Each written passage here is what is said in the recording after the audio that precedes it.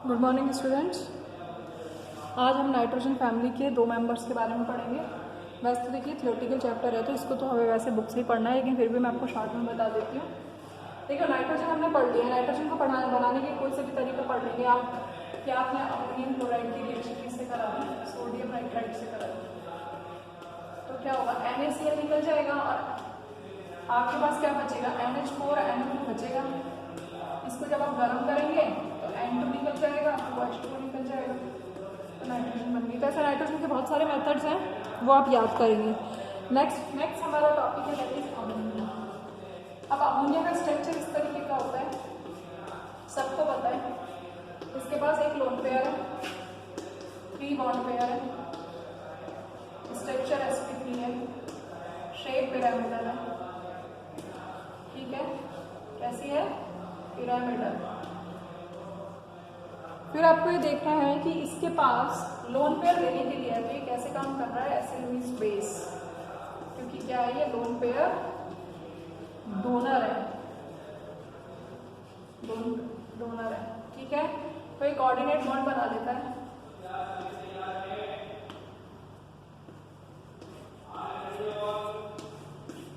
ठीक है, इस तरीके से,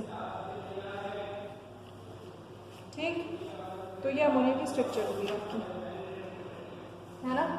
अब उसके बाद आपको देखना है कि ये क्या करता है, इसकी ये ऑक्सीडेशन रिएक्शन। तो इसकी प्रिपरेशन आप कैसे करेंगे, प्रिपरेशन का कोई भी मेथड देख लीजिए कि आपको जैसे सबसे इम्पोर्टेंट तो है हैवर प्रोसेस, N2 + 3H2 = 2NH3। ये हैवर प्रोसेस मैंने बताया हुआ आयरन की प्रेजेंस में होगा, आयरन ऑक्साइड ले सकते हो, मॉलिब्डेनम ले सकते हो। टेम्परेचर प्रेशर आपको ध्यान रखना है, ठीक है। लेकिन सबसे इम्पॉर्टेंट ये है कि ली शटलिंग के हिसाब से यदि हमें अमोनिया बनानी है तो क्या करना है, टेम्परेचर कम करना है, वॉल्यूम कम करना है, क्या चीज़ करनी है। तो ये आपको ली शटलिंग प्रिंसिपल आपको लर्न होना चाहिए, ठीक है। फिर उसके बाद अमोनिया जो है वाटर के साथ रिएक्शन करके क्या बनाता है, अमोनियम हाइड्रोक्साइड बना देता है, वाटर सॉल्युबल है। जो बनाता है वो वीक बेस है। ऑक्सीडेशन रिएक्शन क्या है कि अमोनिया जो है वो ऑक्सीजन के साथ रिएक्शन करके क्या बनाता है, NO बनाता है। ये रिएक्शन रिवर्सिबल है, NO बनाता है प्लस H2O बनाता है, नाइट्रिक ऑक्साइड बनाता है, प्लैटिनम और रोडियम की प्रेजेंस में। इसको हम पोस्ट वॉल डाइल्यूशन रिएक्शन कहते हैं। अभी आगे वापस से आएगी, ठीक है, क्लियर।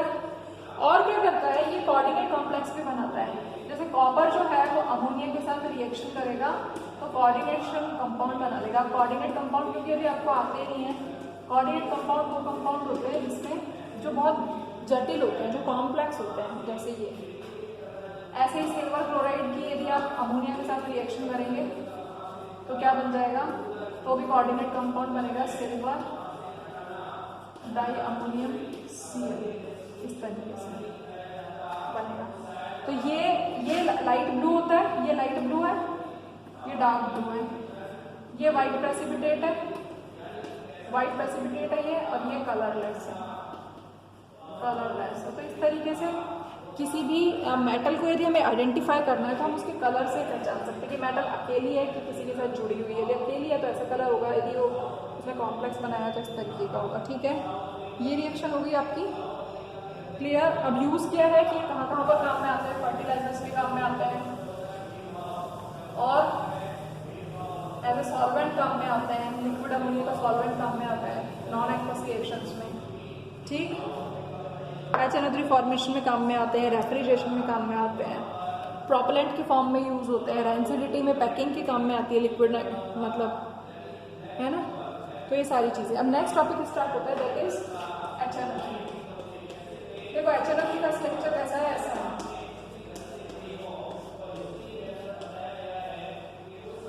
ठीक है। ये स्ट्रॉन्ग ऑक्सीडाइजिंग एजेंट है, क्लियर। कैसा है, स्ट्रॉन्ग ऑक्सीडाइजिंग एजेंट है ना। अब इसके हम बनाएंगे कैसे, HNO3 को बनाना है तो मैंने अभी आपको एक रिएक्शन बताई थी, ओस्वाल रिएक्शन। अमोनिया ऑक्सीजन के साथ रिएक्शन करके प्लैटिनम और रोडियम की प्रेजेंस में क्या बनाता है,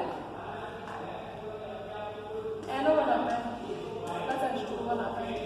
अभी नाइट्रिक ऑक्साइड जो है ये H2O के साथ रिएक्शन करके, सॉरी, इसका ऑक्सीडेशन होता है, O2 के साथ रिएक्शन करता है और NO2 बना लेता है। बैलेंस कर लेंगे, मैं सिर्फ बिना बैलेंस के बता रही हूँ। NO ने ऑक्सीजन के साथ रिएक्शन किया, ठीक है, और ये जो NO2 है इसका जब हम हाइड्रोलिसिस करते हैं तो क्या फॉर्म होती है, नाइट्रिक एसिड बनता है। तो ये तीनों स्टेप है नाइट्रिक एसिड को बनाने के, लेकिन साथ में क्या होता है, NO भी बनती है। तो ये NO जो है यहाँ पर फिर से काम में आ जाती है। ये जो NO बनी इसको हमने फिर से रिसाइकल कर दिया। तो ये जो HNO3 बना है कितना बना है, 68% बना है W/कैपिटल, ठीक है। यदि हमें इसे और ज़्यादा बनाना है तो इसको हम क्या करेंगे, इसके अंदर हम कंसनट्रेटेड H2SO4 डालते हैं। कंसनट्रेटेड H2SO4 डालते ही 98% W/W बन जाएगा। क्लियर। तो HNO3 को हम ऐसे बनाएंगे। अब आप इसकी रिएक्शंस देख लीजिए, HNO3 की रिएक्शंस क्या क्या है। देखिए रिएक्शंस तो बहुत सारी हैं, लेकिन दो तरीके की रिएक्शन सबसे इंपॉर्टेंट है। पहली रिएक्शन है हाइड्रोलाइसिस। हाइड्रोलाइसिस में क्या है कि HNO3 का जब हम हाइड्रोलाइसिस करते हैं तो नाइट्रेट आयन बनता है और HN बनता है। ये HN किस फॉर्म में रहता है, हाइड्रोनियम आयन फॉर्म में रहता है, ठीक है। नेक्स्ट रिएक्शन है कि यदि मेटल के साथ HNO3 रिएक्ट करता है, यदि आप डाइल्यूट ले रहे हैं तब तो बनेगा copper nitrate plus NO plus H2, ठीक है। और यदि आप कॉपर की ही रिएक्शन करा रहे हैं कंसंट्रेटेड HNO3 से तो यही प्रोडक्ट बनेगा, बट यहाँ पर NO2 बन जाएगा। बस ये चीज आपको ध्यान रखनी है। समझ में आ गया। रिएक्शन को आपको बाद में बैलेंस करना है, पहले आपको प्रोडक्ट याद रखना है। रिएक्टेंट प्रोडक्ट HNO3 की रिएक्शन करा रहे हैं तो टॉपिक ये है कॉपर के साथ, तो कॉपर नाइट्रेट बनेगा, NO बनेगा, H2O बनेगा। तो ये ध्यान रखना, ये ऑब्वियस में पूछा गया है। लेकिन यदि हम जिंक ले लेते हैं तो जिंक में आप देखो डाइल्यूट HNO3 के साथ कुछ अलग बनेगा। क्या बनेगा, जिंक नाइट्रेट बनेगा प्लस N2O बनेगा, नाइट्रस ऑक्साइड बनेगा प्लस वाटर बनेगा। तो आपको ये ध्यान रखना है। यदि आपने जिंक लिया तो ये बनेगा, ठीक है। और ठीक है, ये चीज हो गई। अब आप देखो नॉन मेटल के साथ यदि हम रिएक्शन करते हैं, HNO3 की यदि हम I2 के साथ रिएक्शन करते हैं, I2 की यदि हम HNO3 के साथ रिएक्शन करते हैं, तो आपको ध्यान रखना है, किसी भी नॉन मेटल की बात करती हूँ मैं, जब नॉन मेटल के साथ रिएक्शन करते हैं तो HNO3 तो हमेशा क्या बनाएगा, NO2 प्लस H2O बनाएगा, बट I2 क्या बनाएगा, HiO3 बनाएगा। ये ध्यान रखना है आपको। यदि आपने यहाँ कार्बन लिया तो ये प्रोडक्ट सेम बनेंगे, यहाँ पर CO2 बन जाएगा। यदि आपने S8 लिया H2SO4 बन जाएगा। समझ में आया। तो नॉन मेटल के साथ रिएक्शन होने पर अब आपको पता होना चाहिए कि जो HNO3 है वो कैसा है, स्ट्रॉन्ग ऑक्सीडाइजिंग एजेंट है। तो स्ट्रॉन्ग ऑक्सीडाइजिंग एजेंट होने के कारण ऑक्सीडेशन कर देता है। देखो I2 का यहाँ पर ऑक्सीडेशन नंबर 0 है, यहाँ पर कितना है, यहाँ पर 5 है, तो 0 से 5 ऑक्सीडेशन होगा। तो यदि I2 का ये जितने भी एलिमेंट्स हैं सबका ऑक्सीडेशन होगा, तो इसका क्या होगा, रिडक्शन होगा, और इनका सब रिडक्शन होगा, तभी तो ये स्ट्रॉन्ग ऑक्सीडाइजिंग एजेंट कहलाएगा। समझ में आ रहा है। तो ये आपको याद रखना है, कार्बन CO2 बनाता है, एसिड सल्फ्यूरिक एसिड बनाता है, फास्फोरस P4 लेंगे, P4 लेंगे तो क्या बनेगा, S3PO4 बन जाएगा। क्लियर। फिर आपके पास है brown ring test. Brown ring test में आपको क्या करना है कि जो ब्राउन रिंग टेस्ट है, कि ब्राउन रिंग टेस्ट है, नाइट्रेट आयन देता है कि टेस्ट ट्यूब के अंदर आपने नाइट्रेट आयन लिया,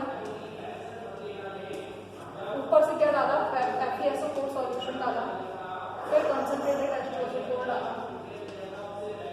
तो जैसे ही कंसंट्रेटेड H2SO4 डालेंगे, यहाँ पर क्या बन जाएगी, एक ब्राउन रिंग बन जाएगी।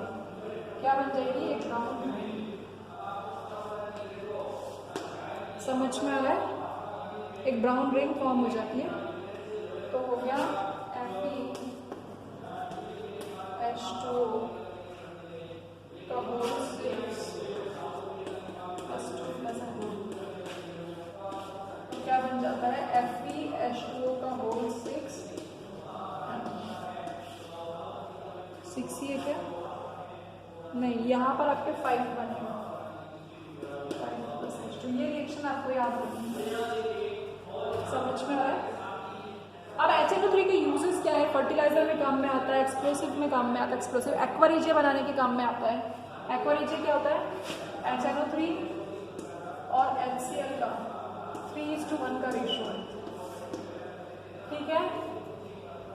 जो HNO3 है ये स्ट्रॉन्ग ऑक्सीडाइजिंग एजेंट है। क्या है? स्ट्रॉन्ग ऑक्सीडाइजिंग एजेंट है और ये नोबल गैसेस के साथ रिएक्ट नहीं करता। क्रोमियम और एल्युमिनियम के साथ ये क्या बना लेता है? इनके साथ भी रिएक्ट नहीं करता, क्योंकि ये मेटल क्या फॉर्म कर लेती है, मतलब जब इसकी रिएक्शन होती है तो क्रोमियम और एल्युमिनियम के ऊपर एक पैसिव ऑक्साइड की लेयर फॉर्म हो जाती है, जिसके कारण रिएक्शन नहीं हो पाती। तो यहाँ से क्वेश्चंस आएंगे आपके, तो आप इसको कंप्लीट करें। कुछ नहीं आता है तो पूछ लें, ठीक है। Thank you.